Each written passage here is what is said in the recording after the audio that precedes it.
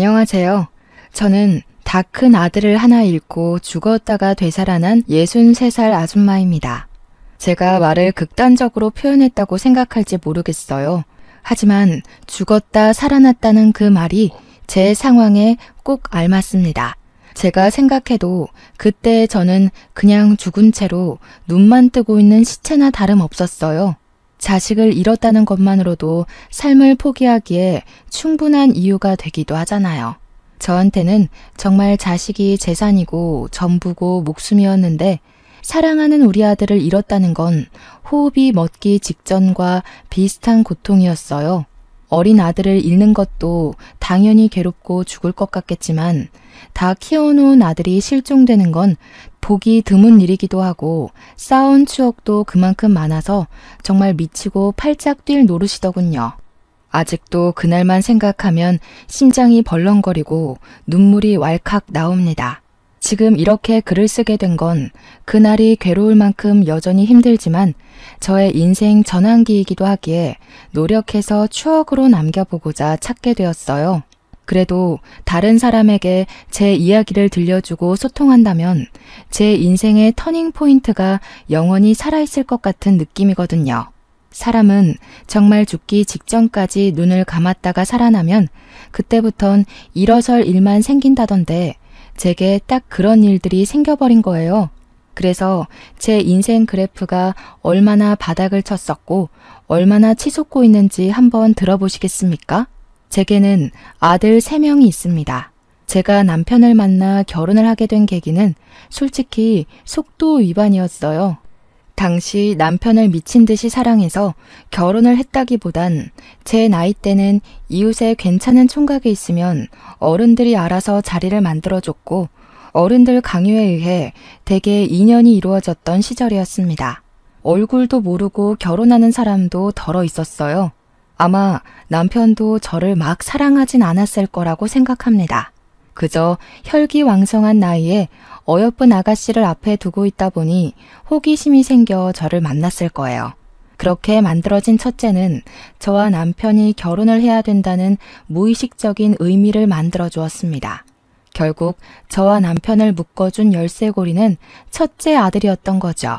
그리고 첫째의 기쁨을 만끽하기도 전에 저는 또 둘째를 가졌고 그 뒤로 셋째까지 1년 주기로 연달아 아들을 낳았습니다. 아이를 원해서 낳았다기보단 생겨서 낳았다는 게 더 맞는 표현이었을 정도로 남편과 저는 그렇게 서로를 위한 편은 아니었어요. 대신 남편이 매사에 좀 성급하긴 했습니다. 애 갖고 싶어 안달난 사람처럼요. 저희는 사랑하지 않은 것 치고는 아이 3명을 낳을 때까진 남들 사는 것처럼 무난하게 살았어요. 아들이 아니었다면 그때 제 기억은 불행밖에 없었을 겁니다. 그렇다고 감정 없는 부부가 얼마나 오래 갔겠습니까? 남편과 제가 틀어지기 시작한 건 정확히 셋째를 출산하기 위해 병원에 왔던 그날이었습니다. 여보, 나 좀 데리러 올 수 있어? 내가 급하게 산통이 와서 아무것도 못 챙겨왔거든. 당신이 좀 와서 봐줘야 될 것 같은데? 뭐야, 엄마가 당신 집에 없다더니 거기가 있었냐? 무슨 별것도 아닌 걸로 전화질이야.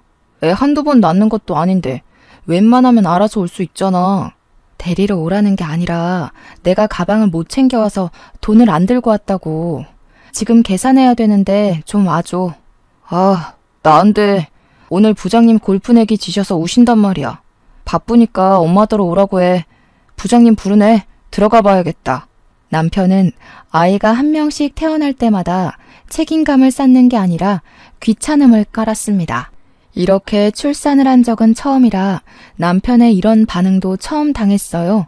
물론 그동안 첫째, 둘째도 저 혼자 낳긴 했지만 그땐 견딜 만한 진통이었던지라 제가 알아서 출산 준비를 다 하고 병원을 갔었거든요.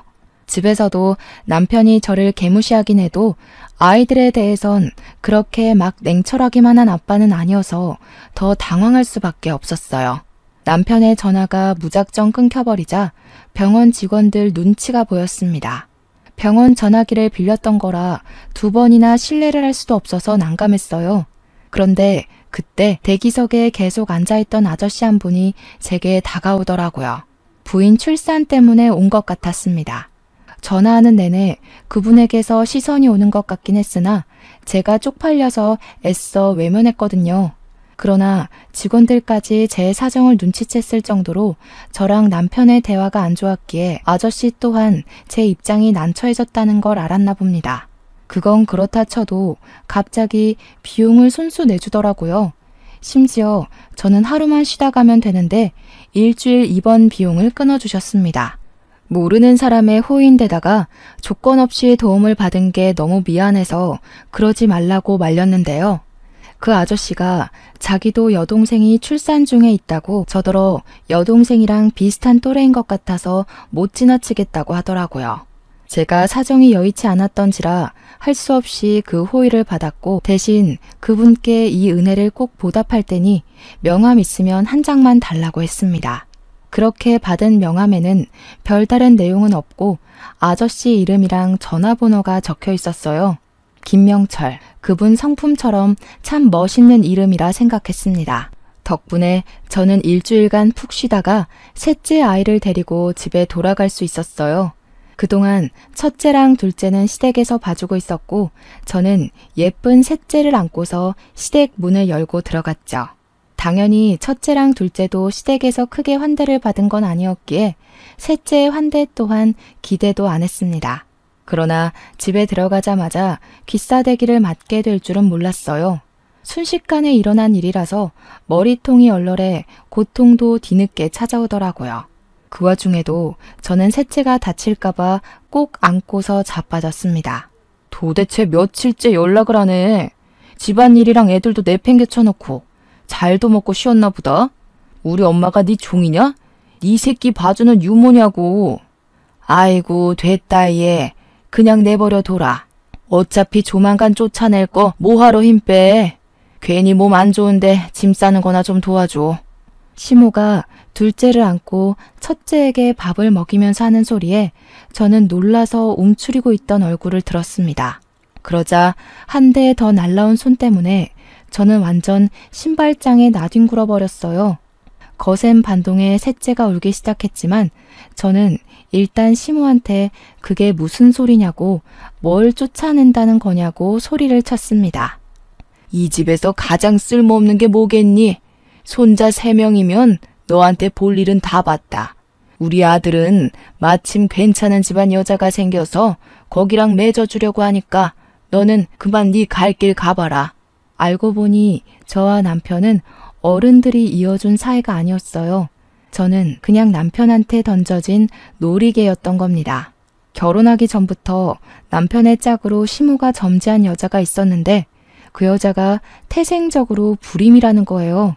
그래서 대신 애를 낳아줄 제가 필요했다고 합니다. 청청병력 같은 개소리에 저는 식겁해서 일단 우리 애들을 지키려 했어요. 필사적으로 남편을 밀치고 뛰어가 첫째랑 시모 품에 있는 둘째를 뺏으려고 악바리 같이 덤볐습니다. 그러자 남편이 나서서 제 품에 있는 애들을 다 떼어내 저를 잡아 끌었어요. 제가 남자 힘을 어떻게 이기겠습니까? 그것도 저는 일주일 전 출산을 했던 여자인걸요. 남편의 힘에 속수무책 당하기만 하면서 저는 그대로 현관문 밖으로 쫓겨났습니다. 추운 날이었는데 맨발로 문 앞에 서서는 하루 종일 문을 두드리고 소리치다가 남들 잘 시간 되어서야 집으로 돌아갈 수 있었어요. 그리고 그날 밤 정말 많이 울었고 제 속에선 정말 많은 감정 변화가 있었습니다. 사람이 미치게 울고 나니까 원래 없던 도끼가 생기더라고요. 저랑 바꿔치기 될 여자가 올 때까지 시간이 좀 있었는데 저는 그 시간을 이용하기로 했어요. 우리 애들을 데리고 야반 도주를 저지르게 된 겁니다. 떠나기 전 시모가 괘씸해서 시모 지갑에 있는 현금도 훔쳐서 달아났어요. 그렇게 발목이 나갈 것처럼 도망친 저는 터미널에서 아침까지 버스 시간을 기다리다가 저기 어디 산골 구석에 보육원으로 향했습니다. 그리곤 원장님을 만났어요. 죄송합니다, 원장님. 제발 부탁드릴게요. 면목 없지만 정말 굳은 일이라도 뭐든 할 테니 저희 좀 도와주세요. 가진 돈도 없어서. 정말 갈 데가 없어요. 다행히도 보육원 원장님은 굉장히 곱상하고 좋은 사람이었습니다. 제가 무릎 꿇고 울면서 사정하는 걸 보곤 같이 무릎을 꿇어주면서 저를 먼저 다독여 주었어요.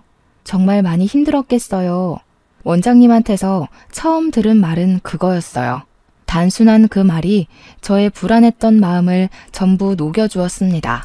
원장님은 생각보다 흔쾌히 저희를 받아주었고 저는 보육원에서 주방 일을 하며 돈을 벌 기회를 얻었습니다.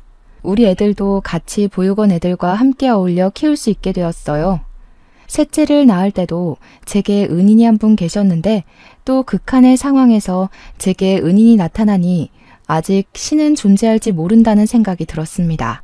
그런 말 있잖아요. 신은 딱 견딜 만큼의 고통만 주고 그 다음 보상을 내린다고요. 제가 제때제때 보상을 잘 받았던 것 같아요. 정말 평생 고마워해야 할 기억이라고 생각합니다. 하지만 한편으로 원망스럽기도 했던 건 보상이 주어지긴 하나 언제 또 고통을 내려줄지 모른다는 불안이 기다리고 있다는 거였어요. 그 불안은 시간이 얼마 지나지 않아 제게 또 닥치게 되는데요.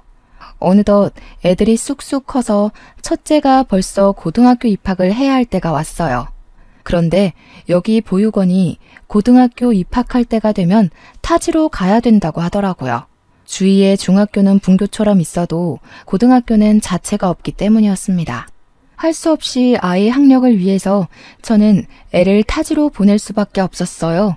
차마 기숙사 생활까진 시키기가 불안해서 저는 첫째에게 돈을 쥐어주며 버스 타고 통학할 수 있겠냐고 물었습니다. 첫째는 참 기특하고 효심이 깊은 아이예요. 제가 자신 때문에 불안해한다는 걸 알고 늘 제 마음이 편할 수 있도록 제 뜻에 따라 선뜻 나서주는 아이였습니다.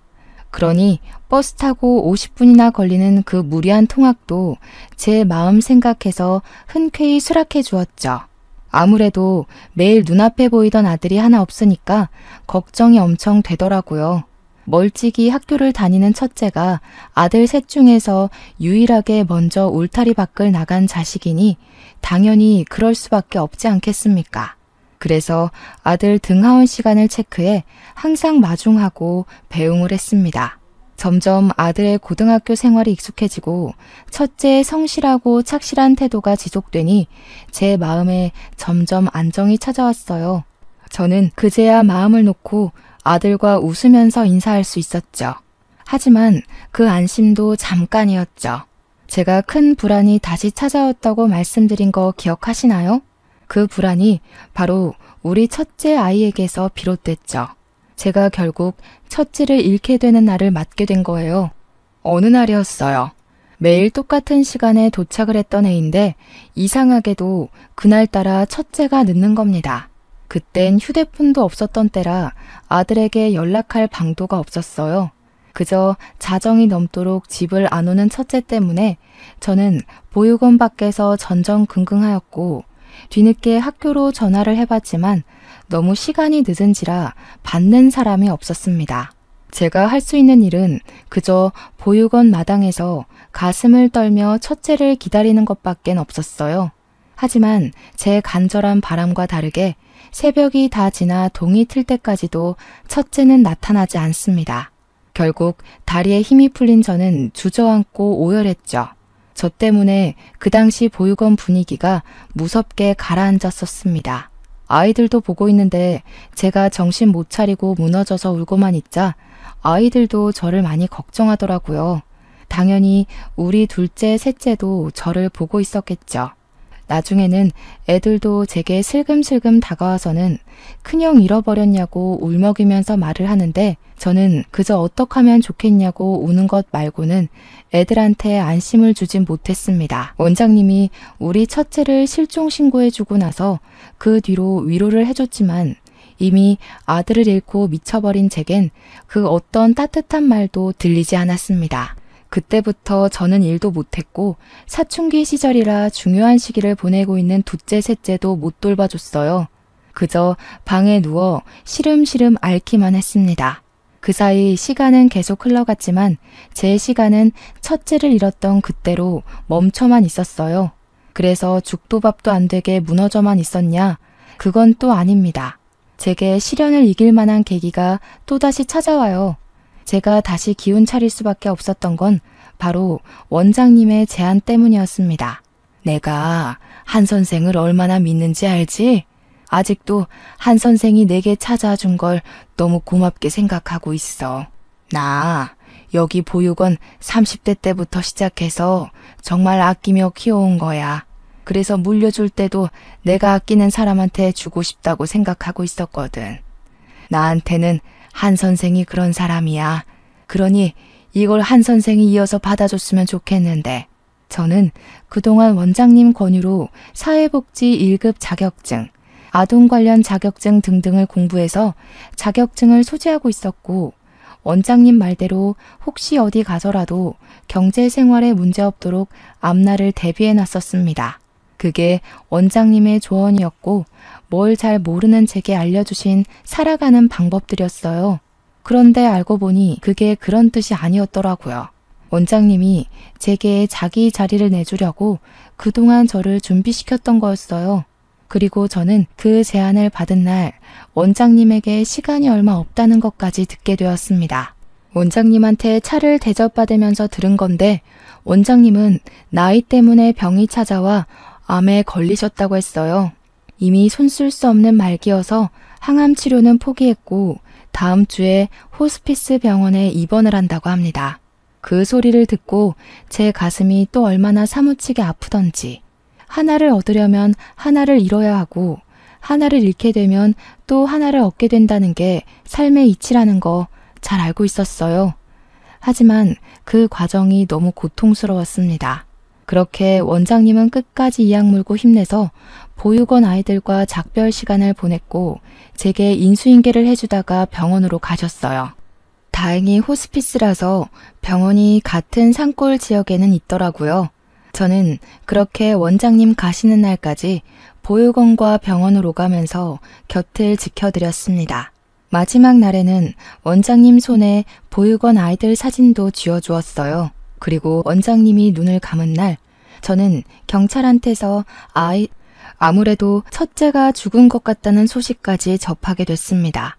그땐 CCTV도 별로 없을 때니까 몇 년 동안 실종자가 나타나지 않으면 부모에게 허락받고 사망 처리를 하기도 했거든요. 원장님 세상 뜬 날에 첫째 소식까지 겹치니까 제가 여태껏 겪었던 고통은 아무것도 아니었다는 걸 알았어요. 그날이야말로 제 인생 최대의 지옥이었고 무덤 속이나 다름없었습니다. 제가 많이 나약한 사람이라는 걸 그때 뼈아프게 느끼기도 했어요. 하지만 제가 마냥 이 잘못 없는 아이들을 두고 좌절만 하고 있을 순 없지 않습니까? 첫째는 끝내 제 품으로 돌아오지 못했지만 우리 둘째랑 셋째를 위해서라도 무조건 살아야겠다는 생각을 했어요. 아픈 만큼 단단해지고 강해지는 건 맞더라고요. 그렇게 정신없이 버텨내다 보니 첫째가 신기루처럼 사라져버린 지 어느덧 15년 정도가 흘러갔습니다. 우리 아들 둘은 벌써 성인이 되어 다 직장 생활을 하게 되었고 일주일에 한 번씩 보육원에 와서 아이들이랑 놀아주는 봉사를 자처하며 지내고 있었어요. 그날도 마찬가지였는데 그날은 또 날씨까지 좋아서 모두가 마당을 뛰어노느라 땀 범벅이 되어갔습니다. 숲 내음과 아이들의 웃음소리를 동시에 느낄 때면 저는 그게 제 마음의 안정제가 됐어요. 그래서 더 보육원을 떠나지 못했나 봅니다.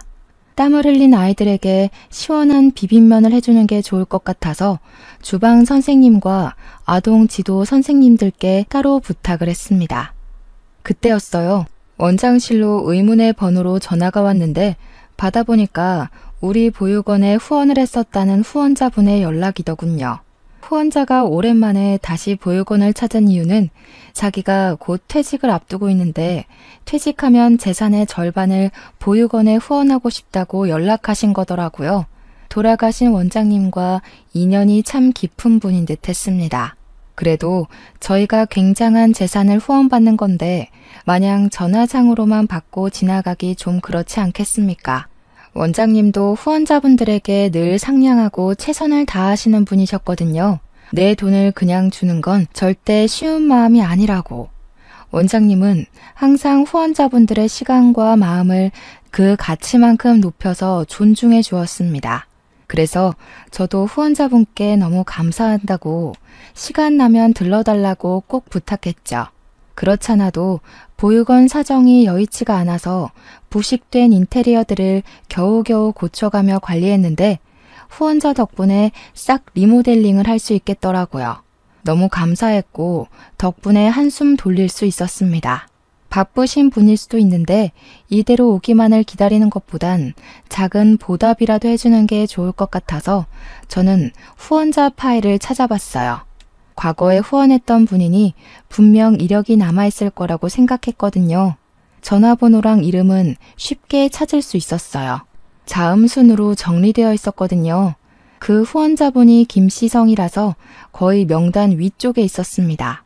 그런데요, 제가 그 이름을 보자마자 순간적으로 손가락을 멈칫해버렸지 뭡니까? 김명철. 분명 제가 확인한 전화번호의 이름이 그렇게 적혀 있었습니다. 이분 이름은 절대 잊지 못했어요. 제게 첫 번째 은인이니까요. 한데 왜 이분 이름이 여기에 있는 건지, 동명이인인 걸까? 그렇게 생각하고 있는 순간이었습니다. 그때 제 아들 둘이서 다급하게 엄마 하고 소리를 치며 들이닥쳤어요. 너무 성급한 목소리길래 혹시 우리 원 애들이라도 다친 줄 알고 놀라서 얼른 나가보았습니다. 큰형 이름으로 편지가 날라왔어. 방금 우체국 아저씨가 주고 가셨는데 보내는 이에는 형 이름만 적혀있고 받는 사람이 엄마야. 애들 말을 듣는데 순간적으로 심장이 쿵 내려앉았습니다. 편지를 들고 있던 막내가 저를 걱정하면서 그것을 내밀었는데요. 떨리는 손으로 그 편지를 받아보니 봉투에는 정말로 우리 첫째 아이 이름이 적혀 있더라고요. 그런데요, 저는 그게 전혀 애타지가 않았습니다. 오히려 그걸 보자마자 우라가 치밀었어요. 제 아들은 이미 죽어서 제가 따로 장례도 조촐하게 치렀고 15년째 제사도 지내고 있었습니다. 차마 사망 신고는 못했지만 그렇게 아들을 천천히 보내주다가 제가 과거처럼 아들을 웃으면서 배웅해 줄 수 있을 때 그때 사망 신고를 하려고 계속 미루고 있었어요. 그러니까 제 말은 첫째 이름으로 날라온 이 편지는 거짓이라는 겁니다. 그 순간 잠자고 있던 저의 슬픔이 가슴 속부터 끌어올랐어요. 누군가 제 아들의 죽음으로 장난질을 했다는 생각에 화가 나서 그 편지를 다 찢어 발겼습니다. 어떤 놈들이 남의 속 뒤집어 놓으려고 수작을 부리는 거야. 왜 내 아들을 2번 죽여? 왜 겨우 이악 물고 살아가고 있는 나를 건드리냐고. 제발 나 좀 내버려둬 좀. 저는 울분을 토하면서 편지를 다 찢어버리고 그대로 주저앉아 무릎에 얼굴을 묻었습니다. 첫째를 잃은 슬픔은 세월이 지났다고 해서 반쪽이 되지는 않더라고요. 그냥 일렁이지 않고 잠자고 있을 뿐인 거였어요. 그러니 제가 또 금세 이렇게 미어지는 심장을 움켜쥐고 운 거 아니겠습니까? 그렇게 또 반 정신 나간 상태로 일주일을 지새며 그 장난 편지를 겨우 기억 속 저편으로 묻어갔어요. 그런데 도대체 저한테 왜 이러는 건지 똑같은 편지가 또 날라온 겁니다. 미쳐버리는 줄 알았습니다. 당장 그 사람을 찾아내 숨통을 끊어버리고 싶은 분노까지 차올랐어요. 그래서 이번에는 경찰까지 신고해서 장난질하는 사람의 정체를 찾을까 했지만 둘째가 제게 편지를 주기 전에 먼저 뜯어서 읽어보더니 엉뚱한 말을 하는 바람에 모든 생각을 잊었습니다. 엄마, 나도 말도 안 되는 소리란 거 아는데 이거 아무래도 형 글씨체 맞는 것 같아. 내가 형한테 과외받아서 형 글씨 제일 잘 알잖아. 혹시 형 안 죽은 게 아닐까? 형 시신도 어디 있는지 모르고 사실 죽은 게 아니라 행방불명인 거잖아. 너까지 왜 이래? 엄마가 얼마나 힘들게 지내왔는지 몰라서 그런 소리를 해? 너희까지 이러면 엄마 진짜 숨 못 쉬어. 제발 엄마 좀 도와줘, 응? 제가 아무리 호소를 하여도 아들 둘은 편지 뜯어보는 데만 정신이 팔려 있었습니다. 평소 제 말에는 귀를 쫑긋 세우며 잘 들어주던 아들들인데 그날만큼은 제 말을 아예 들은 채를 안 했어요. 그러면서 아까 했던 말, 첫째 필기체 같단 소리만 계속 반복하길래 더 이상 못 보겠어서 저는 애들한테 아예 돌아서 버렸습니다. 너무 슬퍼서 머리까지 터질 지경으로 아팠으니까요. 그런데 이제는 막내가 원장실 서랍에서 첫째가 썼던 노트까지 하나 챙겨오더니 편지랑 비교를 해보더라고요. 그 노트는 제가 차마 태우지 못한 아들의 물건 중 하나였습니다. 고등학교 입학하기 전 아들이 공부한다고 썼던 노트거든요. 제발 그만했으면 좋겠는데 이젠 더 이상 희망 고문 당하고 싶지도 않고 또 실망하며 무너지고 싶지도 않아서 제발 애들이 멈춰주길 바랐습니다. 하지만 그때 아들 둘이서 노트랑 편지를 비교하다가 큰 함성을 내지르며 유난을 떨길래 다시 한번 쳐다봤어요. 애들이 이것 좀 보라면서 제 앞으로 내밀었는데 애들 말대로 정말 편지랑 노트의 글씨체가 똑같은 거 아니겠어요? 편지가 약간 더 정숙한 느낌은 났지만 동그라미를 뻗치게 쓰는 모양새가 정말 복사본처럼 그대로더라고요. 그 순간 저는 충격을 받아서 아무 말도 못했고 제 눈으로 확인까지 했음에도 그저 저건 착각일 거라고 절대 기대를 하면 안 된다고 끝까지 물러섰습니다. 편지에는 여전히 보내니 주소지는 없었어요. 아들 이름만 기재되어 있었죠. 그리고 용기 내서 읽은 편지 내용에는 이제 모든 걸 끝냈으니 엄마에게 돌아가겠다는 말이 적혀 있었습니다. 그리고 미안하다는 말까지요. 그렇게 며칠 동안 편지만 반복해서 읽으며 대체 이게 뭘까 진지하게 마주해봤습니다. 그리곤 저에게 정말 믿을 수 없는 기상천외의 일이 발생하고 말아요. 잠깐 지도 선생님들이 맡겨놓고 간 아동일지를 정리 중이었는데요. 순간 어디서 엄마 하는 소리가 어디서 들리는 겁니다. 제 몸의 온 세포가 반응할 만큼 익숙한 우리 아들의 목소리였지만 당연히 제가 착각한 거라고 생각했어요. 오늘 우리 둘째랑 셋째가 왔던가? 아, 오늘 안 온다고 했지. 그저 이 정도의 생각만 하고 그쳤습니다. 그런데 다시 한 번 더 엄마 소리가 들리더라고요. 처음은 한청이라 생각하고 넘길 수 있었지만 두 번째로 들리는 목소리는 확인도 하기 전에 제 눈물샘을 자극했습니다. 돌아보지도 못한 저는 들고 있던 볼펜을 떨구었어요. 엄마, 저 창민이에요. 오래 기다리게 해서 정말 죄송해요. 엄마한테는 정말 죽을 죄를 지었어요. 그 순간 저는 고개를 돌려 원장실 입구를 돌아봤습니다. 귀신도 아니고 환영도 아닌 죽은 줄만 알았던 우리 첫째가 원장실 눈앞에 우두커니 서 있더라고요. 숨이 막힐 정도로 놀라서 손이 떨렸고 저는 그대로 달려가 아들을 살폈습니다. 말도 안 된다. 네가 정말 내 아들이 맞는 거니? 창민이 맞아? 어머나 세상에. 어떻게 이럴 수가 있어. 어떻게 네가 이리 살아있는 거야? 아니야. 다 필요 없다.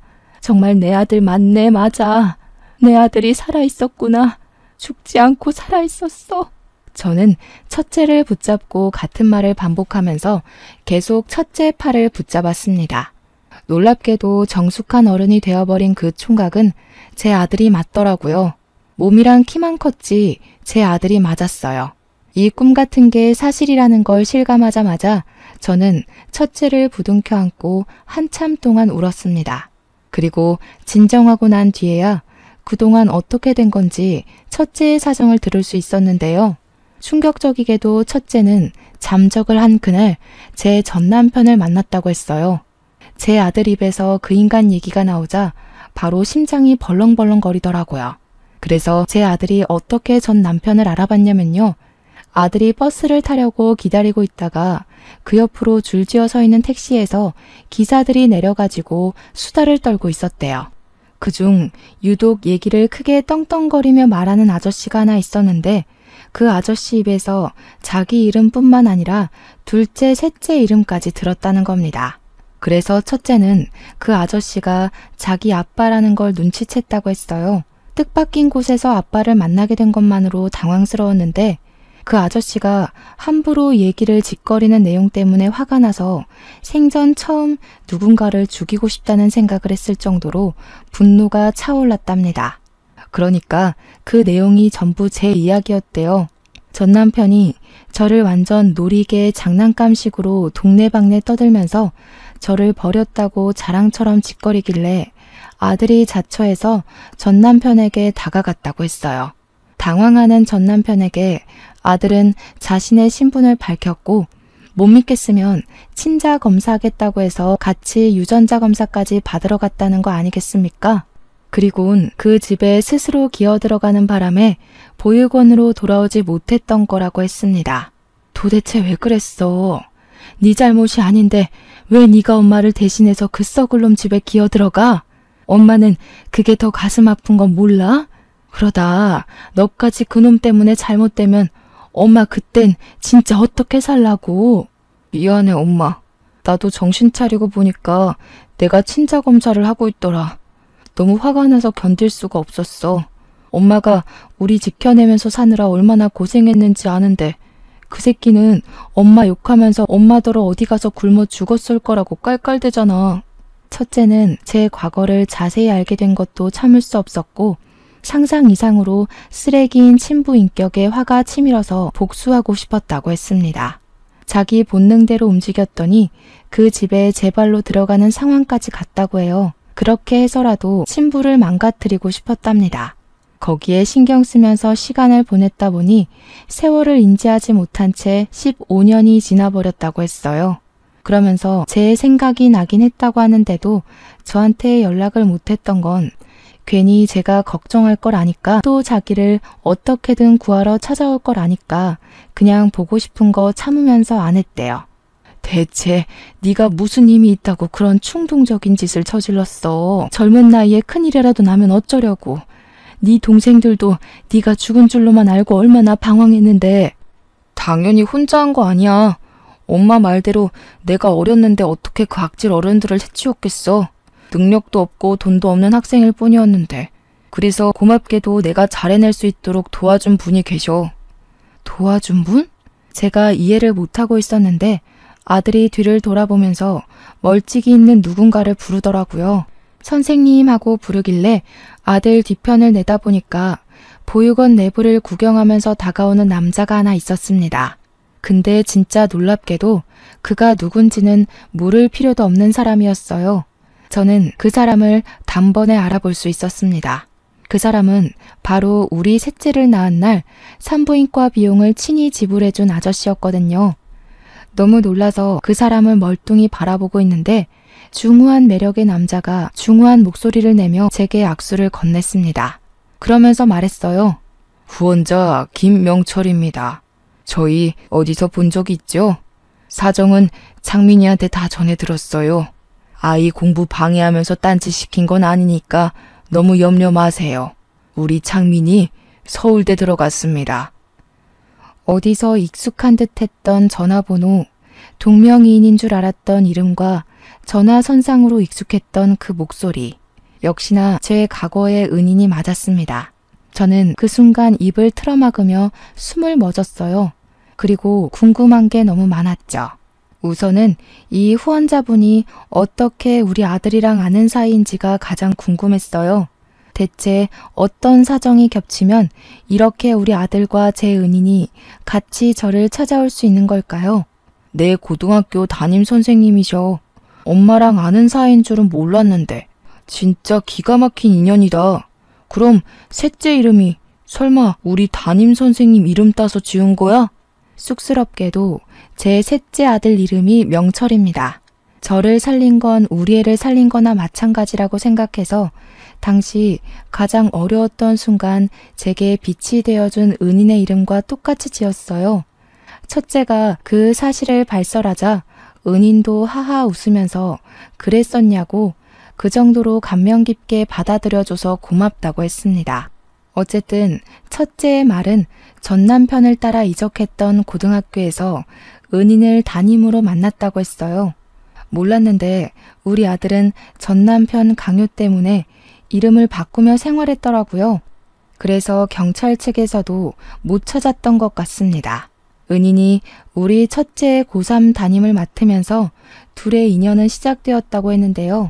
진로 상담을 위해서 1대1 상담을 하는 게 고3 원칙인데 거기서 이런저런 얘기를 하다가 첫째가 보육원에서 자란 얘기를 해줬고 과거에 같은 보육원으로 후원한 적 있었던 은희는 우리 아들을 더 친숙하게 대하기 시작했답니다. 그 때문에 은인에 대한 신뢰가 올라간 아들이 제 사정과 전 남편 사정까지 은인한테 토로했대요. 그러면서 대학을 포기하겠다고 했는데 은인이 곰곰이 생각하다가 일단 대학은 가라고 하면서 그 뒷일은 자기가 도와준다고 했답니다. 담임 선생님으로서 자기 제자가 공부를 포기하고 집안의 복수를 나설 거라는 짓을 가만두고 볼 수가 없었대요. 그 은인이 후원까지 할 정도면 돈이 많다고는 생각했지만 정말 많은 사람인 줄은 상상도 못했습니다. 그런 사람을 본 적이 없거든요. 은인의 재력은 학교에서도 유명해서 학생들한테 일명 갑부 선생님으로 불리는 사람이라고 불린대요. 그래서 우리 보육원뿐만 아니라 여기저기 후원이랑 기부도 많이 하는 사람이라고 했습니다. 그리고 은희는 우리 아들 담임 선생님을 마지막으로 나이 때문에 퇴직을 했다고 했습니다. 그렇게 퇴직을 하여 아들이랑 자기 같이 인맥을 총동원해서 전 남편에게 보증 사기를 쳤다고 했어요. 그래서 순식간에 전 남편 부부를 빚쟁이로 만들었다고 합니다.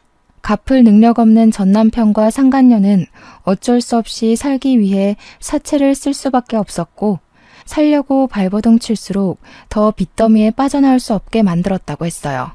집도 잃고 거짓골로 1년이나 사채빚에 쫓기다가 결국 역 주변에서 노숙을 하고 있다고 했습니다. 그것만으로도 충분히 충격이었는데요. 첫째랑 은인이 마지막으로 제게 묻는 말이 저를 사시나무 떨듯 놀라게 만들었어요. 엄마한테 그 새끼 쫄딱 망한 거 보여주고 싶었어. 엄마 보여주려고 결국 이렇게까지 온 거야. 엄마만 괜찮다면 그 새끼들 꼴이 어떤지 구경 갈래? 저는 정말 많이 고민이 되었어요. 무섭기도 하고 트라우마 때문에 심장이 쿵쿵거리기도 했는데요. 그래도 과거에 제 뺨을 치면서 그렇게 떵떵거리던 얼굴이 어떻게 망가졌나 보고 싶더라고요. 결국 저는 따라가는 걸 택했고 가는 동안에도 수없이 돌아갈지 말지를 고민했습니다. 하지만 고민만 하다 보니 금세 역에 도착하더라고요. 은인이 안내해주는 대로 조심스레 따라갔는데 그곳에는 정말 벌레 꼬이게 생긴 두 연놈들이 고개를 쳐박고서 사람들 돈을 구걸하고 있었습니다. 꾀지지한 차림새를 보면 자칫 전 남편인지 잘 못 알아보겠는데 전 남편이 신고 있는 슬리퍼를 보니까 알겠더라고요. 그 슬리퍼 신은 발에 제가 차인 적이 있었거든요. 와, 근데 정말 전 남편을 저렇게 보니까 과거의 모습 온데간데 없고 완전히 다른 사람처럼 보였습니다. 가까이 다가가니 생각보다 훨씬 더 가관이기도 했고요. 한 푼만 줍쇼. 4일 동안 아무것도 못 먹었습니다. 불쌍하게 생각해 주시고 제발 단돈 100원이라도 던져주세요. 전 남편이 제 발 아래를 기면서 바구니만 달달 들고 있길래 저는 잠자코 지켜보다가 지갑에서 10,000원짜리 한 장을 꺼내줬어요. 그러니까 상간녀랑 둘이서 아주 좋아 죽더라고요. 그러면서 전 남편이 너무 고맙다고 고개를 쳐들자 그 순간 저와 눈이 마주쳤습니다. 전 남편이 저를 단번에 알아보더라고요. 바로 깜짝 놀라면서 허리를 바짝 세우는 거 아니겠습니까? 옆에 상간녀는 당연히 저를 몰랐겠지만 제 남편이 여보 하는 바람에 제가 전 남편의 전처라는 걸 눈치챘을 겁니다. 제 자리를 꿰차고 들어간 년의 낯짝이 어떻게 생겨먹었는지는 그날 처음 봤어요. 똑똑히 기억하려고요.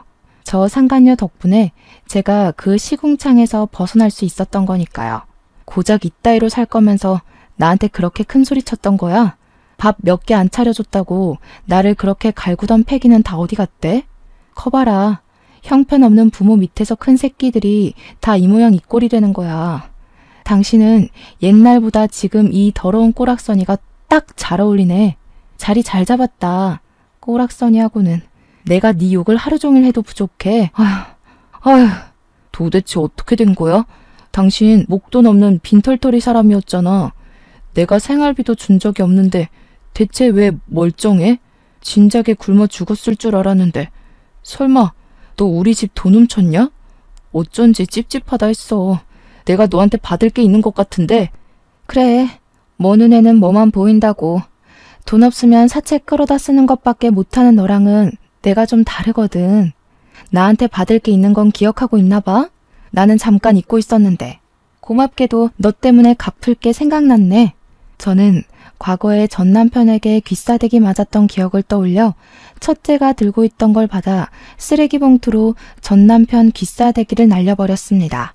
우리 보육원에서 챙겨온 애들 기저귀 뭉치였기 때문에 제법 무게가 있었을 거예요. 그러니 4일 동안 먹은 것 없다는 전 남편이 바로 상간녀 쪽으로 쓰러져 버리더라고요. 한 명한테만 선물을 주면 옆에 있는 사람이 서운해하지 않겠습니까? 전 남편에게 똥기저귀 다 던져준 뒤 상간녀한테는 검은 봉지 하나 날려주었어요. 이런 쓰레기 같은 남자 옆에 붙어 있으려면 그 정도 가방은 들어야 어울리겠네요. 축하드려요. 남자 잘못 만나서 쓰레기꼴 난 거 뭐 끼리끼리겠지만 서로 사랑할 테니 눈물겹게 이겨내 보세요. 참, 어떤 사람이 짜장면 먹다 남은 거 저기 금연구역에 갖다 버리던데. 살고 싶으면 그거라도 주워 먹던죠. 저는 더 이상 그 자리를 버티지 못하고 급하게 돌아섰습니다. 제가 나름 당당하게 그들 앞에서 떵떵거렸다고 하지만 사실 과거 트라우마 때문에 전 남편 존재가 여전히 무섭긴 했거든요. 그래도 제 곁을 지켜주는 은인과 우리 첫째가 있어서 그나마 그만큼의 용기를 낼 수 있었던 겁니다. 무사히 보육원으로 돌아온 저는 모든 걸 다 얻은 기분이었어요. 진심으로 걱정 없이 웃어본 게 얼마만인가 싶더라고요. 그런 적이 있긴 했나 싶었고요. 첫째를 찾았다는 소식을 제가 둘째, 셋째한테 보냈었는데 마침 애들도 먼저 와서 기다리고 있었습니다. 아들들은 가족 상봉을 하면서 부둥켜 안고 울었고 저는 다시 한 번 더 은인에게 감사 인사를 표했어요. 그리고 이건 의외의 인연이 되어버린 건데요. 제가 현재 은인인 분이랑 좋은 만남을 가지고 있습니다. 은인이 그날 이후로 보육원에 매일 찾아왔거든요. 말은 퇴직해서 할 게 없으니 애들한테 봉사하겠다는 핑계로 왔는데 정작 원장실에만 앉아서 저랑 자꾸 대화하려고 하는 게 아니겠습니까? 그래서 제가 단도직입적으로 나한테 관심 있냐고 물었더니 당황하더라고요. 그러면서 어떻게 알았냐고 티가 나냐고 하는 거 있죠? 원장일 하면서 애들 표정이나 몸짓 보고 마음 해석하며 살아온 지 수십 년이 되었는데 제가 그런 은인의 표정 하나 해석을 못할까요? 은인은 들킨 김에 제게 완전 고백을 해버리더군요. 아직 제게 연애는 조금 낯설지만 그래도 고맙게 찾아온 이 인연을 내치우고 싶진 않았습니다. 그래서 만났고 당연하게도 은희는 전 남편과 완전히 다르게 다정하고 따뜻해서 좋아요. 제가 가치 있는 사람이라는 걸 늘 증명해 주시거든요. 그래서 저는 아직까진 더 이상의 난관 없이 무탈하게 지내고 있습니다. 저를 지켜주는 든든한 내 남자 덕분에 미래로 나아가는 것도 두렵지 않아요. 우리 식구들만 있다면 저는 쭉 이렇게 행복한 보상만 받게 될지도 모르겠네요. 여기까지가 제 사연입니다. 확실히 흔한 이야기가 아닌 건 맞죠? 쓰는 내내 과거의 기억이 떠올라서 심호흡을 몇 번이고 들이마시길 반복했어요. 오랜만에 떠올리는 기억인데도 여전히 살떨리긴 하네요. 어쨌든 저는 이래요. 이렇게 살아요. 별일 없는 한 귀한 보육원 터 아래서 평생 숨내음 아이들 웃음소리 들으며 정신없이 살아볼 계획입니다. 아, 재혼까지도요. 그럼 다들 저보다 더 현명하고 지혜롭게 역경을 극복하는 사람이 되길 바라면서 이만 사연을 마치도록 하겠습니다. 고맙습니다.